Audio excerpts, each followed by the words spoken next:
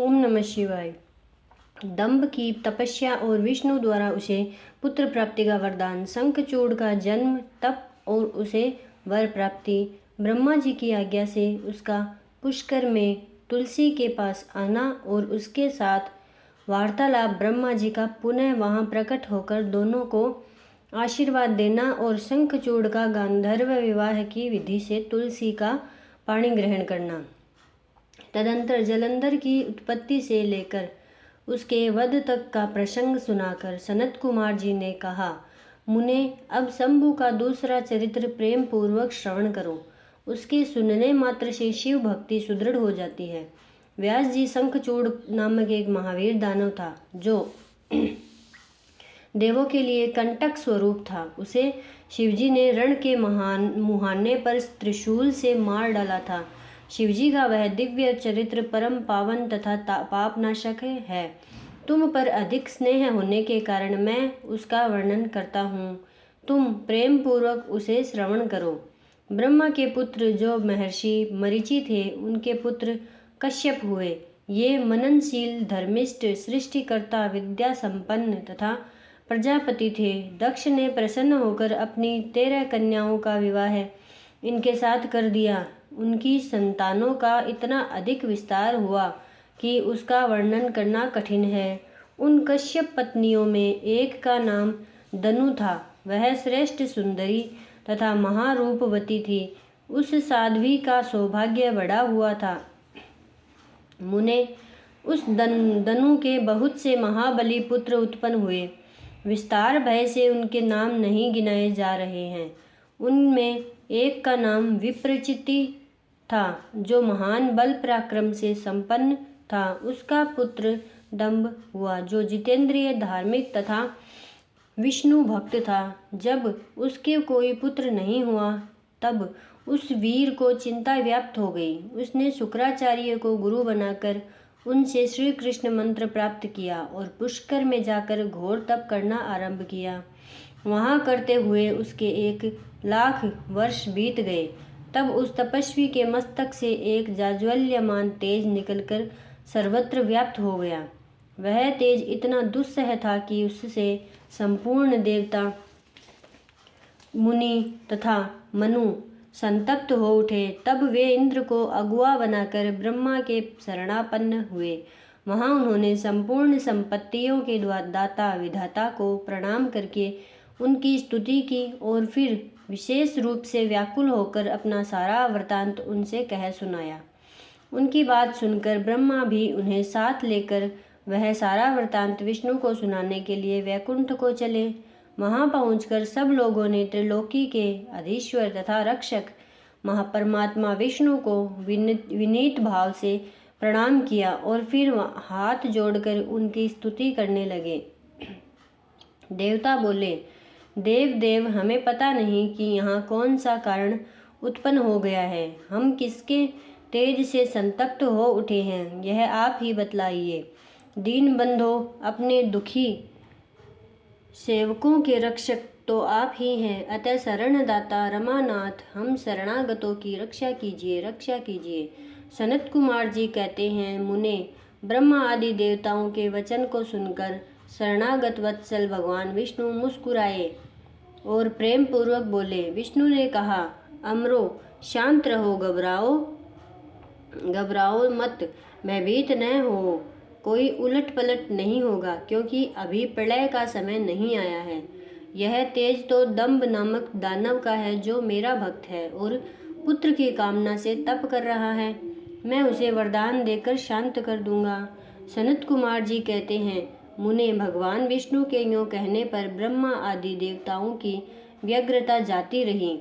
वे सभी धैर्य धारण करके अपने अपने धाम को लौट गए। इधर भगवान अच्युत भी वर प्रदान करने के लिए पुष्कर को चल पड़े। जहाँ वह दंभ नामक दानव तप कर रहा था, वहां पहुंचकर श्री हरि ने अपने मंत्र का जप करने वाले भक्त दंभ को सांत्वना देते हुए मधुर वाणी में कहा, वर मांग। तब विष्णु का उपयुक्त वचन सुनकर और उन्हें आगे उपस्थित देखकर दंभ बड़ी भक्ति के साथ उनके चरणों में लोटपोट हो गया और बारंबार स्तुति करते हुए बोला, दंभ ने कहा, देवाधिदेव कमल नयन, आपको नमस्कार है। रमानाथ, मुझ पर कृपा कीजिए। त्रिलोकेश, मुझे एक ऐसा वीर पुत्र दीजिए जो उस आपका भक्त तथा महान बल पराक्रम से संपन्न हो। वह त्रिलोकी को जीत ले, परंतु देवता उसे पराजित न कर सके। सनत कुमार जी कहते हैं, मुने, दानवराज दंभ के यूं कहने पर श्रीहरि ने उसे वह वर दे दिया और उस घोर तप से उसे निवृत्त करके स्वयं अंतर्ध्यान हो गए। दानवेंद्र दंभ की तपस्या सिद्ध हो चुकी थी, जिससे उसका मनोरथ पूर्ण हो गया था। अतः वह भी श्रीहरि के चले जाने पर उस दिशा को नमस्कार करके अपने घर को लौट गया। थोड़े ही समय के उपरांत उसकी भाग्यवती पत्नी गर्भवती हो गई। वह अपने तेज से घर के भीतरी भाग को प्रकाशित करती हुई शोभा पाने लगी। मुने, श्री कृष्ण के पार्षदों का अग्रणी जो सुदामा नामक गोप था, जिसे राधा जी ने शाप दे दिया था, वहीं उसके गर्भ में प्रविष्ट हुआ था। तदंतर समय आने पर साध्वी दंभ पत्नी ने वह एक तेजस्वी बालक को जन्म दिया।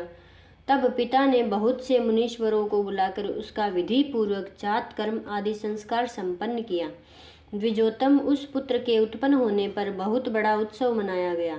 फिर शुभ दिन आने पर पिता ने उस बालक का शंखचूड़ ऐसा नामकरण किया।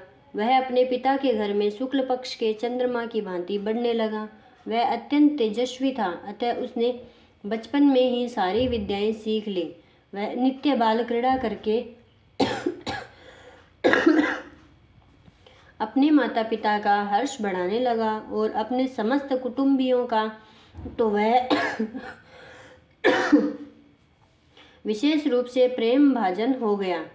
तदंतर जब शंखचूड़ बड़ा हुआ तब वह जेगी सव्य मुनि के उपदेश से पुष्कर में जाकर ब्रह्मा जी को प्रसन्न करने के लिए भक्ति पूर्वक तपस्या करने लगा। उस समय वह एकाग्र मन हो अपनी इंद्रियों को काबू में करके गुरुपदिष्ट ब्रह्म विद्या का जप करता रहा।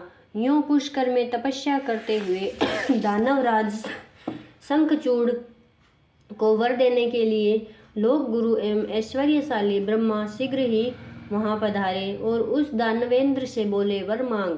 ब्रह्मा जी को देखकर उसने अत्यंत नम्रता से उन्हें अभिवादन किया और फिर उत्तम वाणी से उनकी स्तुति की।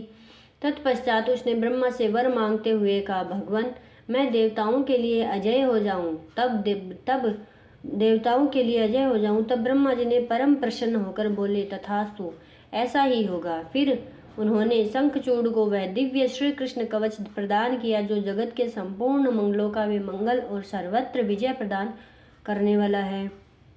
तदंतर ब्रह्मा जी ने उसे आज्ञा दी कि तुम बद्री वन को जाओ, वहीं धर्मध्वज की कन्या तुलसी सकाम भाव से तपस्या कर रही है, तुम उसके साथ विवाह कर लो। यूं कहकर ब्रह्मा जी उसी क्षण उसके सामने ही तुरंत अंतर्धान हो गए। तब तपह सिद्ध शंखचूड़ ने भी, जिसके सारे मनोरथ तपोबल से पूर्ण हो चुके थे और मुख पर प्रसन्नता खेल रही थी, पुष्कर में ही उस जगत के मंगलों के भी मंगल स्वरूप कवच को गले में बांध लिया और ब्रह्मा के आज्ञानुसार वह तत्काल ही बद्री का श्रम को चल पड़ा। वहां दानव शंखचूड़ सहसा उस स्थान पर जा पहुंचा जहां धर्मध्वज की पुत्री तुलसी तप कर रही थी। सुंदरी तुलसी का रूप अत्यंत कमनीय और मनोहर था। वह उत्तम शील से संपन्न थी। उस सती को देखकर शंखचूड़ उसके समीप ही ठहर गया और मधुर वाणी में उससे बोला। शंखचूड़ ने कहा, सुंदरी, तुम कौन हो, किसकी पुत्री हो, तुम यहाँ चुपचाप बैठकर क्या कर रही हो, यह सारा रहस्य मुझे बतलाओ। सनत कुमार जी कहते हैं, मुने, शंखचूड़ के ये सकाम वचन सुनकर तुलसी ने उससे कहा। तुलसी बोली, मैं धर्मध्वज की तपस्विनी कन्या हूँ और यहाँ तपोवन में तप कर रही हूँ। आप कौन है? सुखपूर्वक अपने अभिष्ट स्थान को चले जाइए, क्योंकि नारी जाति ब्रह्म आदि को भी मोह में डाल देने वाली होती है। यह विषतुल्य निंदनीय दोष उत्पन्न करने वाली माया रूपिणी तथा विचारशीलों को भी श्रृंखला के समान जकड़ लेने वाली होती है। सनत कुमार जी कहते हैं, महर्षि, तुलसी जब इस प्रकार रस भरी बातें कहकर चुप हो गई, तब उसे मुस्कुराती देखकर शंखचूड़ ने भी कहना आरंभ किया। शंखचूड़ बोला, देवी तुमने जो बात कही वह सारी की सारी मिथ्या हो, ऐसी बात नहीं है। उसमें कुछ सत्य है और कुछ असत्य भी। इसका विवरण मुझसे सुनो। सौभ ने जगत में जितनी पतिव्रता नारियां हैं उनमें तुम अग्रणी हो। मेरा तो ऐसा विचार है कि जैसे मैं पाप बुद्धि कामी नहीं हूँ, उसी प्रकार तुम भी काम पराधीना नहीं हो। फिर भी इस समय मैं ब्रह्मा जी की आज्ञा से तुम्हारे समीप आया हूँ और गांधर्व विवाह की विधि से तुम्हें ग्रहण करूँगा। भद्रे, क्या तुम मुझे नहीं जानती हो अथवा तुमने कभी मेरा नाम भी नहीं सुना है? अरे, देवताओं में भगदड़ डालने वाला शंखचूड़ मैं ही हूँ। मैं दनु का वंशज तथा दंभ नामक दानव का पुत्र हूँ। पूर्व काल में मैं श्रीहरि का पार्षद था। मेरा नाम सुदामा गोप था। इस समय मैं राधिका जी के शाप से दानवराज शंखचूड़ होकर उत्पन्न हुआ हूँ। ये सारी बातें मुझे ज्ञात है, क्योंकि श्री कृष्ण के प्रभाव से मुझे अपने पूर्व जन्म का स्मरण बना हुआ है। सनत कुमार जी कहते हैं, मुने, तुलसी के समक्ष यूं कहकर शंखचूड़ चुप हो गया। जब दानवराज ने आदरपूर्वक तुलसी से ऐसा सत्य वचन कहा, तब वह परम प्रसन्न हुई और मुस्कुराकर कहने लगी। तुलसी बोली, भद्र पुरुष, आज अपने अपने सात्विक विचार से मुझे पराजित कर दिया है। जो पुरुष स्त्री द्वारा परास्त न हो सके वह संसार में धन्यवाद का पात्र है, क्योंकि जिसे स्त्री जीत लेती है वह पुरुष सदाचारी होते हुए भी सदा अपावन बना रहता है। देवता, पितर और समस्त मानव उसकी निंदा करते हैं। जनना सोच तथा मरना सोच में ब्रह्मांड 10 दिनों में क्षत्रिय, 12 दिनों में और वैश्य 15 दिनों में शूद्र हो जाता है तथा शूद्र की शुद्धि 1 मास में हो जाती है। ऐसा वेद का अनुशासन है। परंतु स्त्री से पराजित हुए पुरुष की शुद्धि चिंता दाह के अतिरिक्त अन्य किसी प्रकार से संभव ही नहीं है। इसी कारण उसके पितर उसके द्वारा दिए गए पिंड, तर्पण आदि को इच्छापूर्वक ग्रहण नहीं करते तथा देवता भी उसके द्वारा अर्पित किए गए पुष्प, फल आदि को स्वीकार नहीं करते। जिसका मन स्त्रियों द्वारा आहत हो जाता है, उसके ज्ञान, उत्तम तप, जप, होम, पूजन, विद्या और दान से क्या लाभ, अर्थात उसके ये सभी निष्फल हो जाते हैं। मैंने आपके विद्या, प्रभाव और ज्ञान की जानकारी के लिए ही आपकी परीक्षा ली है, क्योंकि कामिनी को चाहिए कि वह अपने मनोनीत कांत की परीक्षा करके ही उसे पति रूप में वर्ण करे। सनत कुमार जी कहते हैं, व्यास जी, जिस समय तुलसी यूं वार्तालाप कर रही थी, उसी समय सृष्टिकर्ता ब्रह्मा वहां आ पहुँचे और इस प्रकार कहने लगे। ब्रह्मा जी ने कहा, शंखचूड़, तुम इसके साथ क्या व्यर्थ में वाद विवाद कर रहे हो? तुम गांधर्व विवाह की विधि से इसका पानी ग्रहण करो, क्योंकि निश्चय ही तुम पुरुष रत्न हो और यह सती साध्वी नारियों में रत्न स्वरूपा है। ऐसी दशा में निपुण के साथ समागम गुणकारी ही होगा। फिर तुलसी को और लक्ष्य करके बोले, सती साध्वी तुलसी, तू ऐसे गुणवान कांत की क्या असुरों तथा दानवों का मान मर्दन करने वाला है? सुंदरी, तू इसके साथ संपूर्ण लोकों में सर्वदा उत्तम स्थानों पर चिरकाल तक यथेष्ट विहार कर, शरीरांत होने पर यह पुनः लोक में